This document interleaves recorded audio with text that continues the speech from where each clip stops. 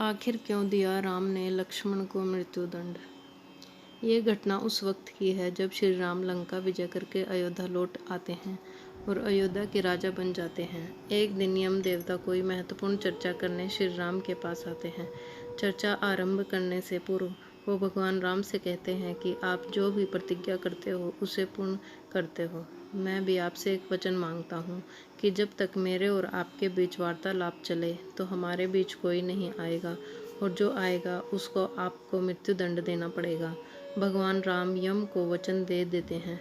राम लक्ष्मण को यह कहते हुए द्वारपाल नियुक्त कर देते हैं कि जब तक उनकी और यम की बात हो रही हो वो किसी को अंदर न आने दे, अन्यथा उन्हें मृत्युदंड देना पड़ेगा।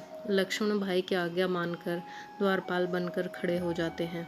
लक्ष्मण को द्वारपाल बने हुए कुछ ही समय बीतता है। वहाँ पर ऋषि दुर्वासा का आगमन होता है। जब दुर्वासा ने लक्ष्मण से अपने आगमन के बारे में राम को जानकारी देने के लिए कहा तो लक्ष्मण ने विनम्रता के साथ मना कर दिया। इस पर दुर्वासा क्रोधित हो गए तथा उन्होंने संपूर्ण अयोध्या को श्राप देने की बात कही। लक्ष्मण समझ गए कि ये एक विकट स्थिति है जिसमें या तो उन्हें राम आज्ञा का उल्लंघन करना होगा या फिर संपूर्ण नगर को ऋषि के श्राप की अग्नि में झोंकना होगा।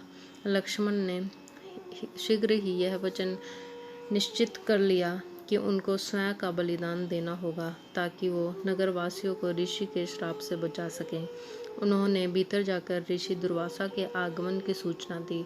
राम भगवान ने शीघ्रता से यम के साथ अपनी वार्तालाप समाप्त कर ऋषि दुर्वासा की आवभगत की, परंतु अब श्री राम दुविधा में पड़ गए। उन्होंने उन्हें अपने वचन के अनुसार लक्ष्मण को मृत्युदंड देना था।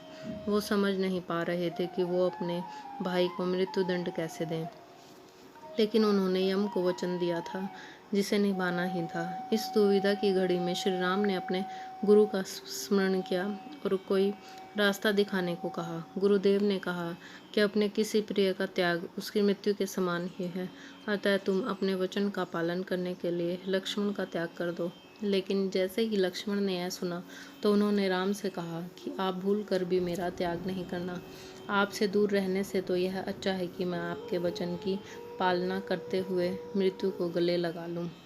ऐसा कहकर लक्ष्मण ने जल समाधि ले ली।